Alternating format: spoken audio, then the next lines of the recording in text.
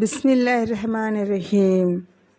या अय्युहन्नास इत्तक़ू रब्बकुमुल्लज़ी खलक़कुम मिन नफ्सिन वाहिदा व खलक़ मिन्हा ज़ौजहा व बस्स मिन्हुमा रिजालन कसीरन व निसाअ वत्तक़ुल्लाहल्लज़ी तसाअलून बिही वल अर्हाम இன்னல்லாஹ கான அலைக்கும் ரகீபா. மனிதர்களே, உங்களுடைய ரப்பை அஞ்சிக் கொள்ளுங்கள். அவன் எத்தகையோன் என்றால், ஒரே ஆத்மாவிலிருந்து உங்களை படைத்தான். அதனுடைய ஜோடியை படைத்து அவ்விருவரிலிருந்து ஏராளமான ஆண்களையும் பெண்களையும் பரவ செய்தான். அவனை அஞ்சி நடந்து கொள்ளுங்கள். அவனை கொண்டே நீங்கள் ஒருவருக்கொருவர் உங்களுக்கு வேண்டியவற்றை கேட்டுக்கொள்கிறீர்கள். இரத்த கலப்புடைய பந்தங்களையும் உறவினர்களையும் பேணி ஆதரியுங்கள். நிச்சயமாக அல்லாஹ் உங்களின் மீது கண்காணிப்பவனாக இருக்கின்றான். இன்னல் ஹம்துலில்லாஹி வ நஅமுதுஹு வ நஸ்தஈனுஹு வ நஸ்தக்ஃபிருஹு வ நுமினு பிஹி வ நத்தவக்கலு அலைஹி வ நஊது பில்லாஹி மின் ஷுரூரி அன்ஃபுஸினா வ மின் ஸய்யிஆத்தி அஅமாலினா மை யஹ்தியல்லாஹு ஃபலா முலில்லஹி வ மை யுலில் ஃபலா ஹாதிய லஹு வ அஷ்ஹது அல்லா இலாஹ இல்லல்லாஹு வஹ்தஹு லா ஷரீக லஹு வ அஷ்ஹது அன்ன முஹம்மதன் அப்துஹு வ ரசூலுஹு. ரப்பி ஜித்னி இல்மா ரப்பி ஜித்னி இல்மா வர்ஸுக்னி ஃபஹ்மா. ரப்பி இஷ்ரஹ் லி ஸத்ரி வ யஸ்ஸிர் லி அம்ரி வஹ்லுல் உக்ததம் மின் லிசானி யஃப்கஹு கௌலி. இன்று நாம் எடுத்துக்கொண்டுள்ள தலைப்பு திருக்குர்ஆனின் நீதி கதைகள். இன்னைக்கு கொஞ்சம் மெச்சூரிட்டியாக சில சம்பவங்களை பார்ப்போம். நபிமார்கள் சரித்திரத்தெல்லாம் நமக்கு படிக்கிறதுனால நமக்கு ஒரு மன அமைதி, அல்லாஹ் அப்படிங்கிறவனை உறுதியாக நம்புறதுக்கான ஒரு ஊன்றுகோல் அப்படின்னு சொல்லலாம். நபிமார்களை பற்றி கூறுவது கூட ஒரு வணக்கத்தின் வழிபாடாக இருக்குது. சாலிஹீன்களின் சரித்திரங்களை கூறுவது குற்றப்பரிகாரமாக கூட இருக்கலாம் அப்படின்னு நபி ஸல்லல்லாஹு அலைஹி வஸல்லம் அவங்க சொல்லியிருக்காங்க. அந்த வகையில் திருக்குர்ஆனில் நபிமார்கள் செய்த வரலாறு, அற்புதங்கள், சிறு கதைகள், தண்டனை, படிப்பினையூட்டும் கதைகள்லாம் நிறைய இருக்குது. அதில் மூசா அலைஹிஸ்ஸலாம் அவர்களுக்கான அந்த கோல் கொடுத்தது அற்புத கோல். மூசா அலைஹிஸ்ஸலாமுக்கு 9 விதமான அற்புதங்களை செஞ்சுருக்காங்க.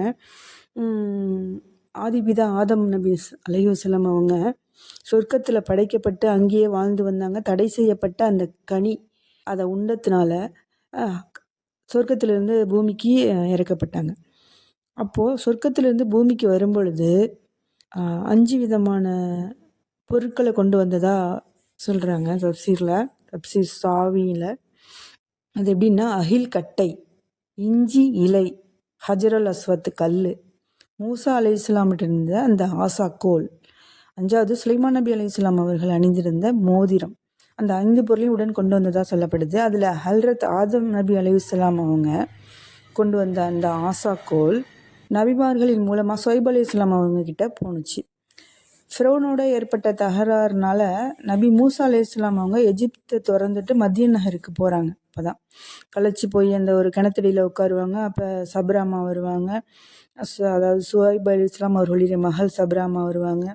அவங்களுக்கு தண்ணி இறைக்க உதவி செஞ்சதோடு அவங்க வீட்டுக்கு அழைச்சிட்டு போவாங்க. இவங்க தான் உதவி செஞ்சாங்கன்னு சொல்லவும் ஷுஐப் அலைஹிஸ்ஸலாம் அவங்களுக்கு ஆடு மேய்க்க சொல்லி 10 ஆண்டுகள் ஆடு மேய்க்க சொல்லுவாங்க. சப்ராமாவே இவங்க மணந்தும் கொள்வாங்க. மூசா அலைஹிஸ்ஸலாம் மணந்துப்பாங்க. அப்போ தான் ஷுஐப் அலைஹிஸ்ஸலாம் கிட்ட இருந்த அந்த அற்புத கோலை மூசா அலைஹிஸ்ஸலாம் அவர்கள்கிட்ட கொடுத்துட்டு அவங்க மனைவி அழைச்சிக்கிட்டு 10 ஆண்டாச்சே தன் தாயை பார்க்கலாம் அப்படின்னு சொல்லிட்டு மூசா அலைஹிஸ்ஸலாம் அவங்க போகிறாங்க. திருப்பி நம்ம வந்த ஊருக்கே, அவங்க ஊருக்கே போகும் பொழுது, எஜிப்துக்கு போகும் பொழுது, அப்போது எஜிப்தில் மூசா அலைஹிஸ்ஸலாம் ஃபிரௌனை இறை நம்பிக்கை பால் அழைக்கிறாங்க, இஸ்லாத்தின் பால் அழைக்கிறாங்க. அப்போ தான் நான் தான் இறைவன், என்னையே நீ இறைவன் சொல்லி இறைவனை வழிபட சொல்கிறியா என்னன்னு சொல்லிட்டு சூனியக்காரர்கள் சூழ்ந்த ஒரு கூட்டத்தில், லட்சக்கணக்கான மக்கள் இருக்கிற இடத்துல நடுவில் சூனியக்காரர்கள் குவிஞ்சு கிடக்கிற ஒரு பக்கமாக குவிஞ்சு இருக்கிற ஒரு இடத்துல இவங்களோட மோத முடியுமா உன்னால் பாரு அப்படிங்கிறான். அதுதான் அல்லாஹ் குர்ஆனில் சொல்கிறான், வமா தில்க பியமீனிக யா மூசா, உன் கையில் உள்ளது என்ன, உன்னுடைய வழக்கரத்தில் இருக்கிறது என்ன அப்படின்னு கேட்குறாங்க அல்லாஹ். இது என்னுடைய கைத்தடி அப்படிங்கிறாங்க மூசா அலைஹிஸ்ஸலாம். கால ஹியா அசாய அத்தவக்கா அலைஹா வ அஹுஸ்ஸு பிஹா அலா அனமி வலிய ஃபீஹா மாரிபு உஹ்ரா கால அல் கிமா யா மூசா. தரையில் மூசாவே அந்த தரையில் அடிங்க அப்படிங்கிறாங்க. அதாவது சூனியக்காரர்கள் சபையில் உட்காந்துருக்கும் பொழுது அது வழக்கப்படி சபை நாகரிகத்தோடு கேட்குறான், சூனியத்தை முதல்ல விளையாட்டை நீ ஆரம்பிக்கிறியா இல்லை நாங்கள் ஆரம்பிக்கட்டுமா அப்படின்னு சூனியக்காரங்கள் கேட்குறாங்க. நீங்களே முதல்ல ஆரம்பிங்கன்னு சொல்லிடுறாங்க மூசா அலைஹிஸ்ஸலாம். அப்போது அந்த இவங்க என்ன பண்ணுறாங்க, அவங்க மூசா அலைஹிஸ்ஸலாமை சுற்றி கம்பை தூக்கி போடுறாங்க. அதெல்லாம் அப்படியே பாம்பு மாதிரி நெளியுது, அவங்கள சுற்றி பாம்பாக நெளியுது. பயத்தில் அவங்க ஒன்றுமே பண்ண முடியாமல் அப்படியே நிற்கிறாங்க, பயத்தில் இருக்காங்க. அதை வெளிப்படுத்தாமல் அல்லாஹ்வை நம்பிக்கிட்டு நிற்கிறாங்க. அவங்களுக்கே தெரியாது அவங்களுக்கு அந்த சக்தி இருக்குது, அந்த ஒரு அற்புதத்தை நிகழ்த்த போகிறோங்கிறது. அப்பொழுது இதை அல்லாஹுடைய நம்பிக்கையில் அப்போ தான் அல்லாஹ் கேட்குறான், வழக்கத்தில் உள்ளது என்ன, இது என் கைத்தடி, அந்த கைத்தடியை கீழே அடிங்க அப்படிங்கிறான். உடனே கீழே போடுறாங்க, கீழே போடுங்கன்னா கீழே போட்டுடுறாங்க. அது பெரிய பாம்பு, பெரிய பாம்பாக படம் எடுத்து அந்த சிறிய பாம்பெல்லாம் விழுங்கிடுது. அல்ஹம்துலில்லாஹ். அப்போ தான் அவங்களுக்கு மனசு தரப்பட்டு, அப்போது நிச்சயமாக மூசா இவன் ஃபிரௌன் வரம்பு மீறிவிட்டான் அப்படின்னு சொல்லவும், என்னுடைய ரப்பே, என்னுடைய நெஞ்சத்தை என்னை விரிவாக்கு, என்னுடைய வாயில் உள்ள நாவில் உள்ள முடிச்ச அவிழு, என்னுடைய காரியத்தை லேசாக்கி வை அப்படின்னு சொல்லி, அப்போ தான் ரப்பிஷ் ரஹ்லி ஷத்ரி வயசர்லி அம்ரி வஹ்லுல் உக்ததம் மின் லிசானி யஃப்கஹு கௌலி அப்படின்னு ஓதுறாங்க. அதுதான் அப்படி துவா செய்கிறாங்க. அப்போ தான் அந்த திக்குவாய் அவங்களுக்கு ஃப்ரீ ஆகுது அதை ஓதணும். அது மாதிரி அந்த அற்புதத்தை நிகழ்த்தினோம். அந்த இவங்க கைத்தடியாக அந்த பெரிய பாம்பு சின்ன பாம்பெல்லாம் அந்த சூனியக்காரர்களே வியந்துட்டாங்க. என்னப்பா, எவ்வளவோ பெரிய சூனியத்துக்கெல்லாம் மேலான சூனியத்தை இப்போ செஞ்சோம், அதுலேயே இவங்க மீண்டுட்டாங்கன்னா ஏதோ ஒரு சக்தி இவங்கக்கிட்ட இருக்குது. ஹாரூனும் மூசாவும் வணங்கிய இறைவனே எங்களுடைய இறைவன்னு சிரமணிஞ்சிட்டாங்க, அவங்களும் சிரமணிஞ்சிட்டாங்க. ஃபிரௌன் வெகுண்டு பெருங்கோபத்துக்கு ஆளாகிட்டான். ஃபஸ்ட்டு சின்ன சின்ன பாம்பெல்லாம் அவங்கள பயங்காட்டவும் ஆனந்தத்தில் இருந்தவன் பெரிய பாம்பு விழுங்கினோன்னு பயங்கர கோபத்துக்கு ஆளாகிட்டான். அவங்க சூனியக்காரங்களும் இறைவனை வேண்ட ஆரம்பிச்சிட்டாங்க. இஸ்ரவேலர்களின் பூர்வீகம் எதுனா சாம். அந்த சாம் நபி யூசுப் அலைஹிஸ்ஸலாம் அவர்களோட ஆட்சி காலத்தில் தான் அவங்க ஷாமில் அமாலிக்காங்கிற ஒரு சமூகத்தினரும் குடியேறினாங்க. அவங்க ஒரு முரட்டுத்தனமான காஃபிர் இறை மறுப்பாளர்களாக இருந்தாங்க. அப்புறம் ஃபிரௌன் செங்கலில் மூழ்கி போன பிறகு எதிரி தொல்லையிலிருந்து நீங்கி இந்த அமாலிக்காவோட இதுக்கு ஆளாகிட்டாங்க. அவங்கக்கிட்டேருந்து என்னை மீட்டுத்தாங்கன்னு மூசா அலைஹிஸ்ஸலாம் அவங்களுக்கு அல்லாஹ் தாலா கட்டளை பிறப்பிக்கிறான், சாம் பிரதேசத்தை அதுலேருந்து மீட்டு கொடுங்கன்னு. அப்போது லட்சம் இஸ்ரவேலர்களுடன் சாம் நோக்கி மூசா அலைஹிஸ்ஸலாம் பயணமாயிட்டாங்க. அப்போ சாம் பிரதேசத்தின் எல்லையில் எதிர்பாராதமாக இவங்களை அமாலிக்காவை சந்திக்க நேரிடுது. அப்போ தான் அல்லாஹுவின் கட்டளைக்கு எதிராக இவங்க செயல்பட்டுறாங்க. யார்? அல்லாஹு தாலா இஸ்ரவேலர்கள் அவங்க பின்னாடி போகாமல் இஸ்ரவேலர்கள் பின்தங்க ஆரம்பிச்சிடுறாங்க. அப்போ தான் இது அல்லாஹு தாலாவுக்கு கட்டளைக்கு எதிராக இருக்குன்னு தீஹுங்கிற இடத்த சுற்றி 40 ஆண்டுகளாக அவங்கள சுற்றி அலைய வச்சிட்டான் அல்லாஹ் தீஹுங்கிற மைதானத்தில். அப்போ தான் ஒரு தண்ணி இல்லாமல் பசி தீர்ந்து போய் உணவு இல்லாமல் தண்ணி தாகம் எடுத்து இருந்துக்கிட்டு இருக்கும் பொழுது, அதை தான் அல்லாஹ் சொல்கிறான். 2வது அத்தியாயம் சூரத்துல் பக்கரால 60வது வசனமாக இதை சொல்லப்படுது. மூசா சமூகத்தினருக்காக தண்ணீர் வேண்டி பிரார்த்தித்த போது, உமது கைத்தடியால் இப்பாறையில் அடிப்பீராக என நாம் கூறினோம். அதிலிருந்து 12 நீரூற்றுகள் பொங்கி எழுந்தன. ஒவ்வொரு மனிதரும் அவரவர் நிலையை நன்கு அறிந்து கொண்டனர். அப்போ தான் அந்த பாறையை அடிங்க அப்படின்னு அல்லாஹ் சொல்கிறான். பாறையில் அந்த ஆசாக்கோலால் அடித்தோன்னோ 12 பிரிவினர்களாக இருந்த 12 கோத்திரக்காரர்களாக இருந்தவங்களுக்கு 12 ஊற்றுகள் அந்த தண்ணியை குடித்து அவங்க தாகத்தை தீர்த்துக்கிட்டாங்க. இப்படி ஒரு அற்புதம். அதே போல் கடலை பிளந்தது. மூசா அலைஹிஸ்ஸலாம் அவங்க குறிப்பிட்ட காலம் வரை ஃபிரௌனோட பக்கம் அழைப்பு கொடுத்துக்கிட்டே இருந்தாங்க. நல்வழிக்கு திரும்ப சொல்லி அவனை ரொம்ப சொல்லிக்கிட்டு இருக்கும்பொழுது தான் கடவுள்னு அவன் பிரச்சாரம் பண்ணிக்கிட்டு ரொம்ப அகங்காரமாக அலைஞ்சிட்டு இருந்தான். அப்போது இப்படியே துரத்திக்கிட்டு மூசா அலைஹிஸ்ஸலாம் அப்படியே துரத்திக்கிட்டு வரும் பொழுது தான் செங்கடலை நோக்கி அவங்க போகிறாங்க. அதுக்கப்புறம் அவங்களால தாண்ட முடியாது. அந்த பக்கம் கடல், இந்த பக்கம் ஃபிரௌனுடைய படை. எந்த வழியாக போகிறது அப்படின்னு சொல்லி மறுக்கரைக்கு எப்படி போகிறது அப்படின்னு இருந்துக்கிட்டு இருக்கும் பொழுது குழப்பிக்கிட்டு இருக்கும் பொழுது தான் இவ்விரு கூட்டத்தினரும் ஒருவரை ஒருவர் கண்டதும் நிச்சயமாக நாம் பிடிபட்டோம் என்று மூசாவின் தோழர்கள் கூறினார்கள்.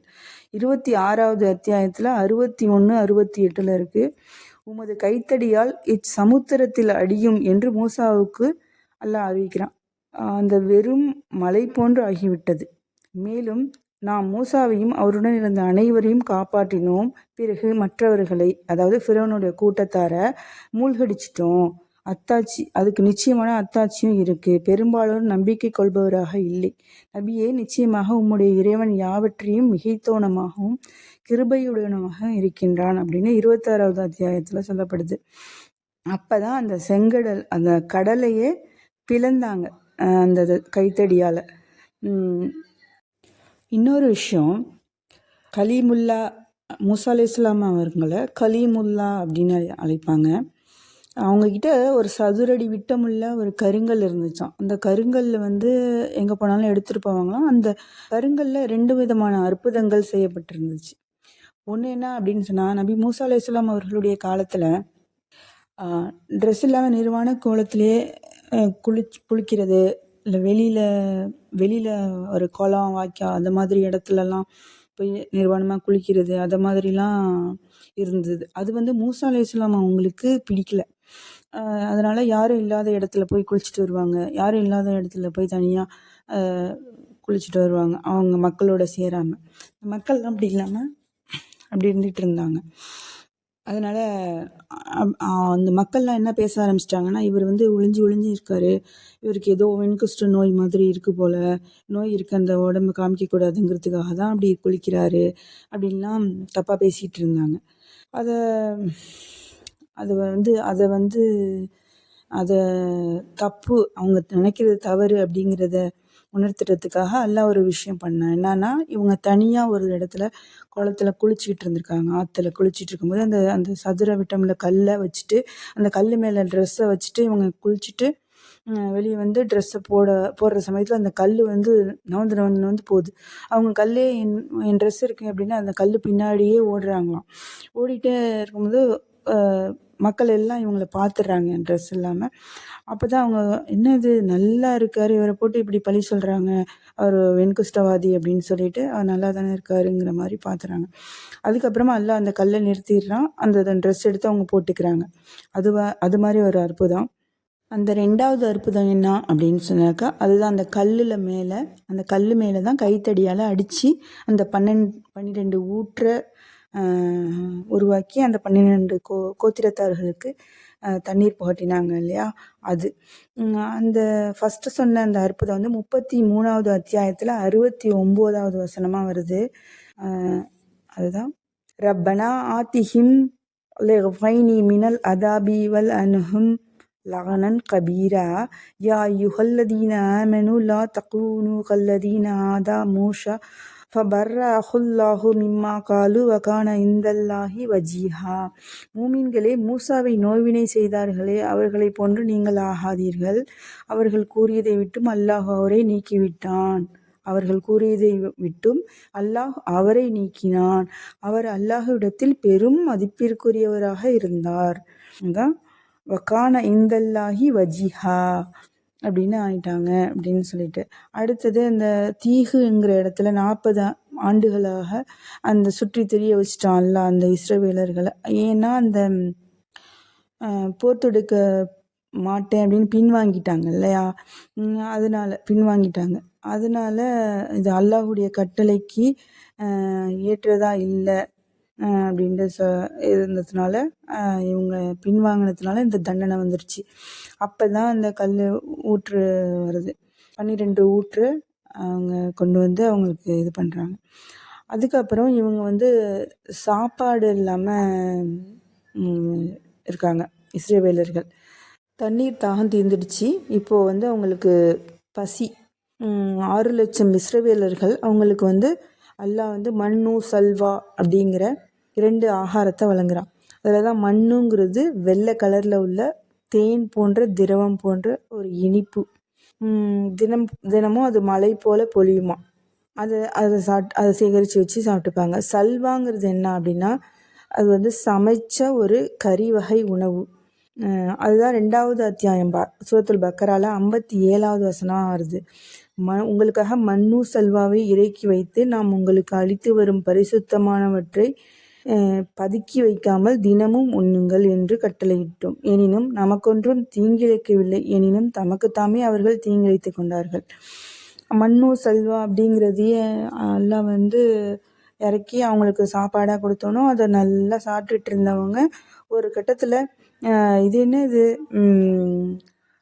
எப்போதும் இது கிடைக்குமோ என்னமோ தெரியல, தடைபட்டுருச்சுன்னா என்ன பண்ணுறது, பதுக்கி வைக்க ஆரம்பிச்சிட்டாங்க. நாளைக்காக, இன்னும் கொஞ்சம் நாளைக்காக அப்படின்னு சொல்லிட்டு அந்த மாமிசத்தை அது கெட்டு போயிடுச்சு. இஸ்ரவேலர்கள் இப்படி செய்யா கட்டி இந்த உணவு கெட்டு போகிற நிலை தோன்றியே இருக்காதான். மண்ணு செல்வாவை அவங்க பதுக்கி அதை கெட்டடிச்சதுனால தான் இதுக்கு முன்னாடி இந்த மாதிரி ஒரு நிலை ஏற்பட்டதே இல்லையா, சாப்பாடு கெட்டு போனதாக. இவங்க செஞ்சதுனால தான் இப்போ கெட்டு போகுது அப்படின்னு தப்சீர் ரோஹுல் பயானில் சொல்லப்படுது.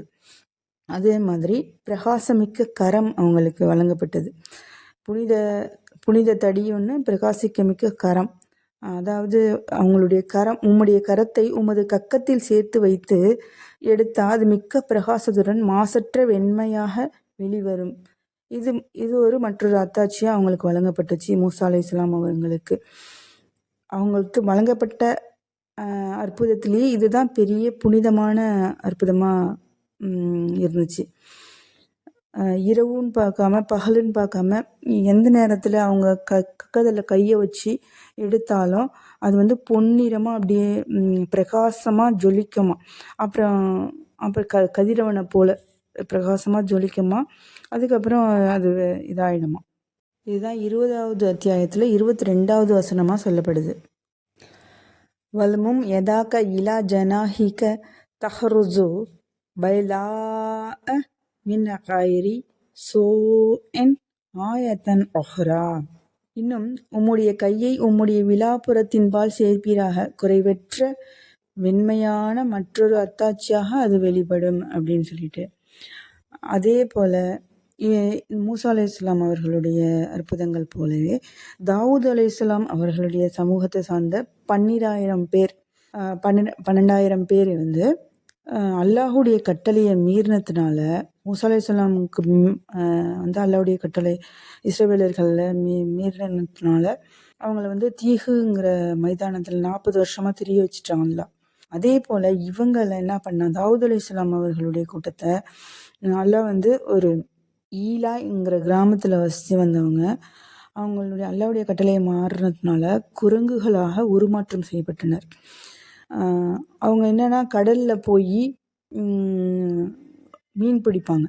மீன் பிடிக்கும்போது இவங்க சனிக்கிழமை தான் மீன் நிறையா வர மாதிரி காமிப்பாங்க. இது சோதனை, அல்லாஹ்வுடைய சோதனை. நான் சனிக்கிழமை போய் மீன் பிடிக்காதீங்க அப்படின்னு சொல்லியிருக்காங்க அல்லாஹ்.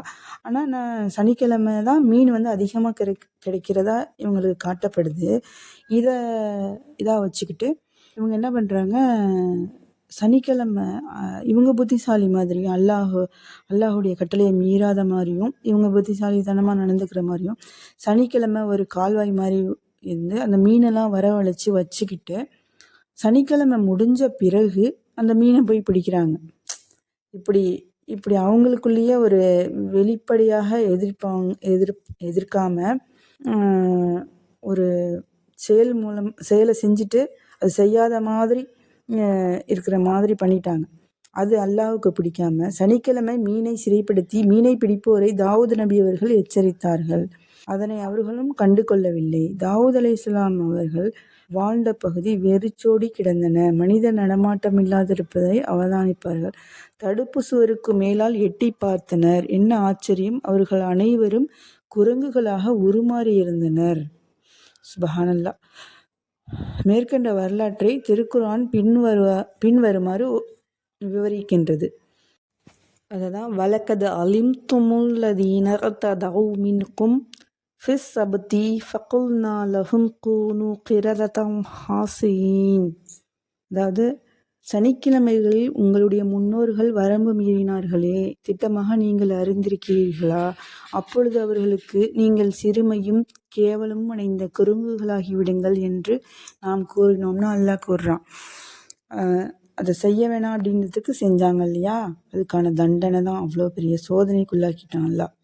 அதே 9வது அத்தியாயத்தில் 163வது வசனமா, கடற்கரை ஓரத்தில் இருந்த ஓர் ஊர் பற்றி நீர் அவர்களை கேளுங்கள்.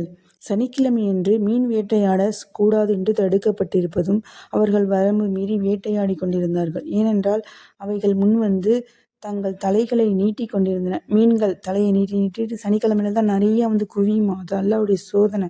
அது தெரியாமல் அவங்க இப்படி பண்ணிட்டாங்க. செய்யக்கூடாதுன்னா செய்யாமல் இருந்திருக்கணும். அவ்வூரில் இருந்த நல்லோர் அவர்களுக்கு நல்ல உபதேசமும் செஞ்சுருக்காங்க, தடை செஞ்சுருக்காங்க, அதை செய்யாதீங்க அப்படின்னும் சொல்லியிருக்காங்க. ஆனால் அதுக்கு அவங்க, இதனால் நாம் அவங்க இறைவனிடம் நம் பொறுப்பிலிருந்து நீங்கி விடுவதற்காக நாங்கள் நல்ல உபதேசம் செய்கின்றோம் என்றும், அதனால் மீன் பிடிக்கும் அவர்கள் ஒரு கால் விலகிவிடலாம் என்றும் பதில் கூறினார்கள். அவர்களுக்கு எச்சரிக்கப்பட்டதை அவர்கள் பொருட்படுத்தாது மறந்து பின்னும் மீன் பிடிக்க முற்படவே, பாவத்திலிருந்து விலகி வந்தவர்களை நாம் ரட்சித்து கொண்டு வரம்பு மீறியவர்களை அவர்கள் செய்து கொண்டிருந்த பாவத்தின் காரணமாக கொடிய வேதனையை கொண்டு வந்து விட்டோம்.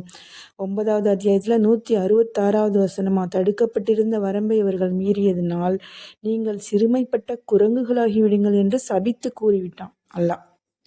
இப்படியாக 9வது அத்தியாயம் சூரத்துல் தௌபால சொல்லப்படுது. அதே போல் மூசா அலைஹிஸ்ஸலாம் அவர்களுடைய காலத்தில் ஒரு மாடு, அதாவது பக்கரா, பக்கரா அப்படின்னாலே மாடு அப்படின்னு அர்த்தம். சூரத்துல் பக்கரா தான் குரான்லேயே பெரிய சூரா. அப்படி இருக்கிறப்ப அந்த விலை மதிப்பற்ற மாடை பற்றின அந்த இதுதான் திருக்குரானில் அத்தியாயம் சூரத்துல் பக்ரால. இஸ்ரேவேலர்களுக்கு மத்தியில் ஒரு சாலியான மனுஷர் ஒருத்தர் இருக்கார். அவர் வந்து இந்த கன்றுக்குட்டியை வந்து ஒரு வயதுக்கு வராத ஆண் குழந்தையும் அவருக்கு இருக்குது. அந்த ஆண் குழந்தை வளர்ந்த பிறகு இந்த மாடை தான் அவர் சொத்தாக அவருக்கு விட்டுட்டு போயிருக்கார். அவர் இறந்துட்டார். அவங்க அம்மா அந்த குழந்தைய வளர்க்குறாங்க.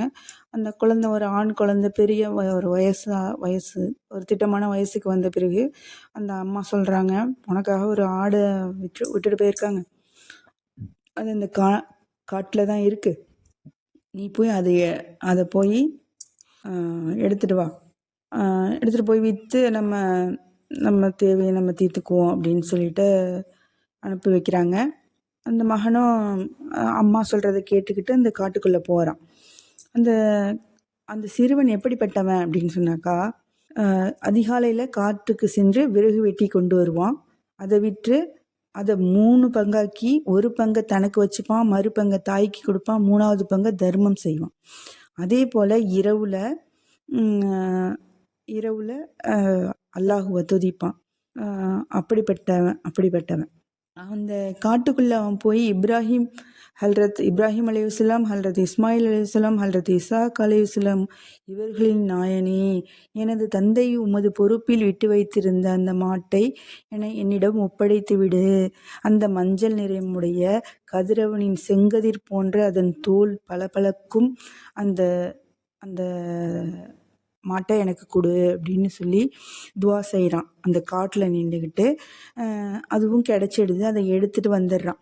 எடுத்துகிட்டு வந்தோன்னோ சந்தைக்கு போய் இதை வந்து 3 தீனாருக்கு விற்று பணத்தை கொண்டு வா அப்படின்னு சொல்லிடுறாங்க அந்த அம்மா.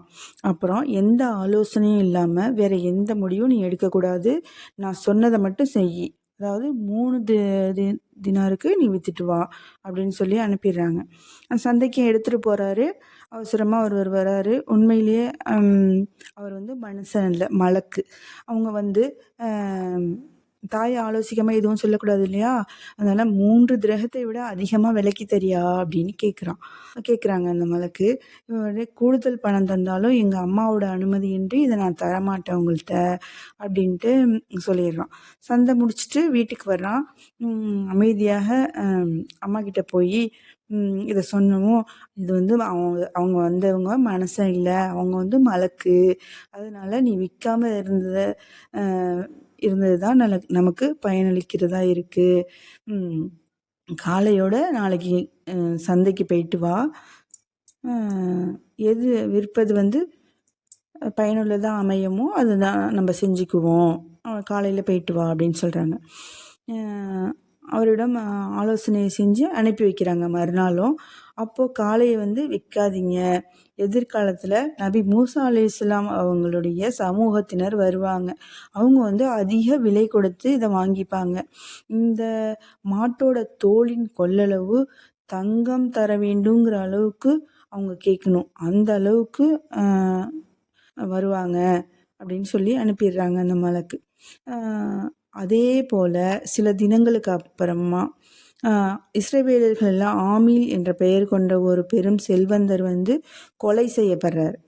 அவருடைய சித்தப்பா பையனுங்க 2 பேரும் அவங்கள ஆமில்ங்கிறவங்களை கொலை செஞ்சு ஒரு இடத்துல வீசிட்டு போயிடுறாங்க. மூசா அலைஹிஸ்ஸலாம் அவங்கக்கிட்ட இதை மாதிரி ஒரு குற்றம் நடந்து போச்சு, கொலையாளி யாருன்னு தெரியல, இப்படி கொலை செய்யப்பட்டவன் இப்படி கிடக்குறான், நீங்கள் உங்களுடைய இதை பயன்படுத்தி எங்களுக்கு இந்த யார் கொலை பண்ணாங்கிறத கண்டுபிடிச்சி கொடுங்க அப்படின்னு சொல்லி மூசா அலைஹிஸ்ஸலாம் அவங்கக்கிட்ட அந்த சமூகத்தார் சொல்கிறாங்க.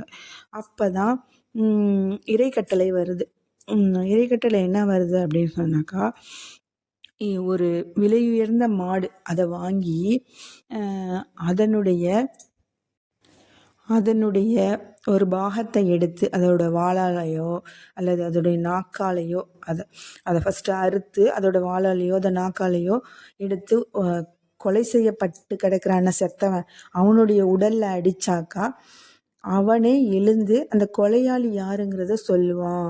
இது மூசா அலைஹிஸ்ஸலாமுக்கே ஆச்சரியமான விஷயம். இப்படி ஒன்று நடக்குமா?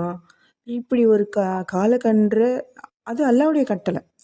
இது ஒரு கன்றை அழைச்சிட்டு ஒரு மாடை அறுத்து அதனுடைய பாகத்தை எடுத்து அந்த கொலையாளியை அடித்தா அவன் உண்மையை சொல்லிட்டு திருப்பி செத்துருவான்.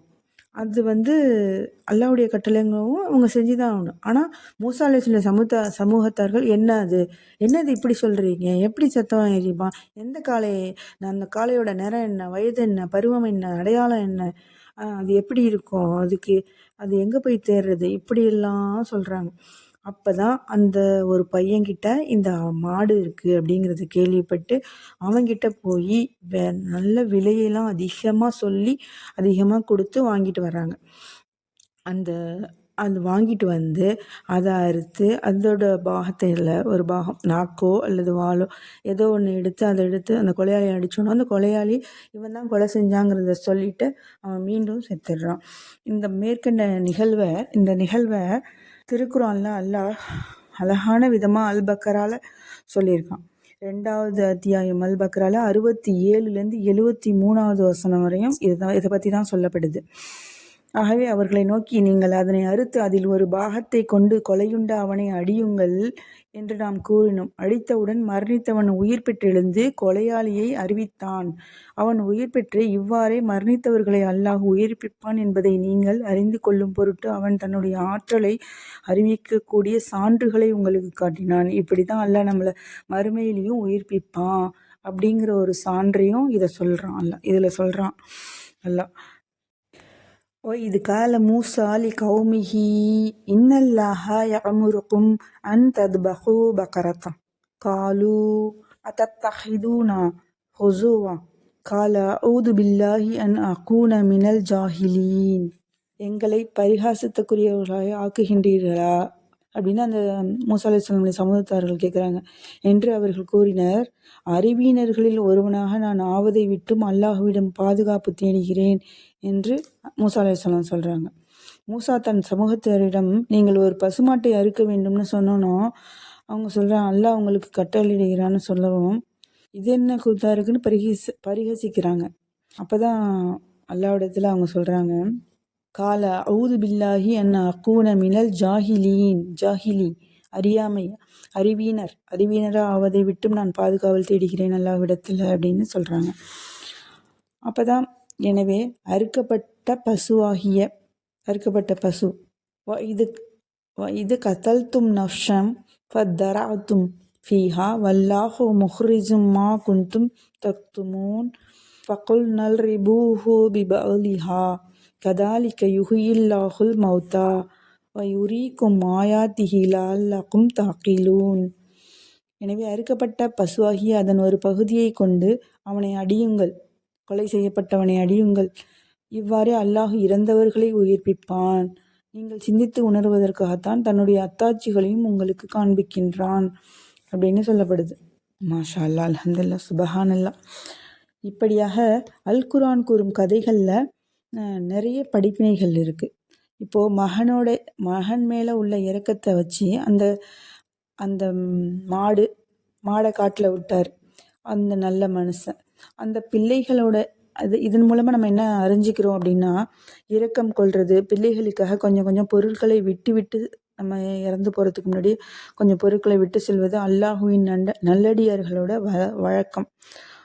ஒரு ஹதீஸே உண்டு, உன் வாரிசுகளை பிறரிடம் யாசகம் கேட்கும் ஒருவனாக விட்டு செல்வதை விட அவனுக்கு ஆகுமானதை, அவனுக்கு உபயோகம் படுவற்றை விட்டு செல்வதே சிறந்தது அப்படின்னு சொல்லப்படுது ஒரு ஹதீஸ். அதே போல் பெற்றோரின் நலன் பேணுவோருக்கும் அவர்களுக்கு பணிவிடை செய்வோருக்கும் அல்லாஹு தாலா எந்த விதத்திலும் ஒரு அரியாபுரத்திலிருந்தும் குறியை பிச்சுக்கிட்டு விழுவோன்னு சொல்லுவாங்களா, அதுபோல் பெற்றோருக்கு நலன் பேணுறவங்களுக்கு எப்படியாவது அரியாபுரத்தில் இருந்தாலும் செல்வத்தை அல்லாஹ் வழங்குவான். அல்லாஹுவை பயந்து பெற்றோருடன் பண்புடன் நடந்து கொண்ட கதையில் வரும் அனாதைகள் மாபெரும் செல்வந்தனாக அல்லாஹ் ஆக்கியதை பாருங்கள். ஒரு மாட்டோட விலையை தங்கத்துக்கு ஒப்பா விற்று விலை மதிக்க முடியாத மாடாத ஆக்கி அவங்கள செல்வந்தர் ஆக்கிட்டாங்க அந்த பணிவு இருந்ததுனால. அல்லாஹுவின் பாதுகாப்பில் விடப்படும் சொத்துக்களை அல்லாஹு தாலா நிச்சயம் பாதுகாத்து வைத்து அதற்குள்ள கணக்கற்ற நன்மைகளையும் தருவான் என்பதையும் இந்த கதைகள் மூலமாக நம்ம பார்க்குறோம். குர்பானி கொடுக்கப்படும் பிராணி குறையற்றும் பார்ப்பதற்கு அழகானதாகவும் அதிக விலை கொண்டதாகவும் இருப்பதே ஏற்றமானதாகவும் உள்ளது என்பதையும் அறியலாம். மாண்டவர் மீண்டும் உயிர் பெற்றார். இது எந்த காலத்தில் நடக்கும்? அது மூசா அலைஹிஸ்ஸலாம் காலத்தில் நடந்திருக்கு. இதுக்கு உயிர்ப்பிப்பதுங்கிறது உண்மை அப்படிங்கிறதும் இதை நம்மளுக்கு செஞ்சு காமிக்குது. இதன்படி குர்ஆனில் உள்ள சிறப்புகளை அறிந்து அதன் மூலம் கிடைக்கும் படிப்பினைகளை பெற்று நல்ல இஸ்லாமியர்களாக வாழ அல்லாஹ் அருள் புரிவானாக என்று இவ்வுரையை முடித்துக் கொள்கிறேன். சுபஹானக அல்லாஹும்ம வ பிஹம்திக அஷ்ஹது அல்லா இலாஹா இல்லா அன்த அஸ்தக்ஃபிருக வ அத்தூபு இலைக்க. அல்லாஹும்ம இக்ஸிம் லனா மின் கஷ்யாத்திக மா யஹ்லு பிஹி பயான வ பைனா மாஷிக் வ மின் தாத்திக மா துபல்லிகுனா பிஹி ஜன்னதக் வ மினா யக்னி மா துஹவ்வினு பிஹி அலைனா மா ஷைப துன்யா. வ ஆஹிர் தவானா அல்ஹம்துலில்லாஹி ரப்பில் ஆலமீன். அஸ்ஸலாமு அலைக்கும்.